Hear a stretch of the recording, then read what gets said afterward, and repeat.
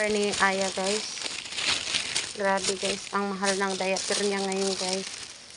Noong una, yung malaki talaga, 475. Tapos ngayon, guys, ito yung niya, guys. Ito yung diaper niya ngayon. Ganito rin yun, guys. Pero mas marami ito. 300 plus lang po ito, guys. Ilang piraso ba ito? Ang mahal ng diaper. Mas mahal pa sa damit. Diba? Kapag may baby ka. Yun, guys, kasi kung bakit na lang, ha? Oh, sige.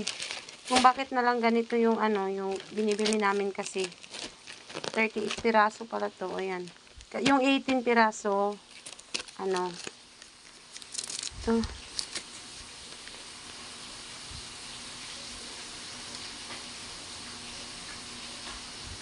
Ayan, guys. 350 po, guys. Ay, 324. Yan, guys, oh. 324. O, diba? Ito lang yun, guys, ha. Grabe. Yan, guys. Yung diaper niya kasi binilhan namin siya ng mumurahin na diaper. Tapos, hindi niya hiyang. Kaya, ito na lang pinagpatuloy namin. Saka na lang siguro pag medyo malaki na siya. Yan, bibilan namin ng medyo mababang presyo na mga diaper. Ito kasi maganda sa kanya, guys, kasi hindi siya nagrarashes. Tapos manipis lang po siya. Ayan. Manipis lang siya, hindi siya nakakarashes. Yan, tingnan niyo. Disclaimer na naman sa sa may hindi ako nagpo-promote. Ipiniplex ko lang yung diaper ng anak ko. Ito. Ganyan po, guys.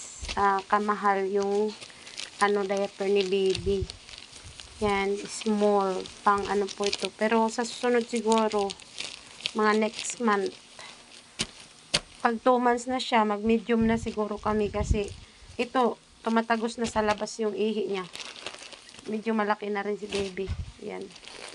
Kaya, ito lang, guys. Thank you for watching po. At, ito, ilang araw lang ni baby to.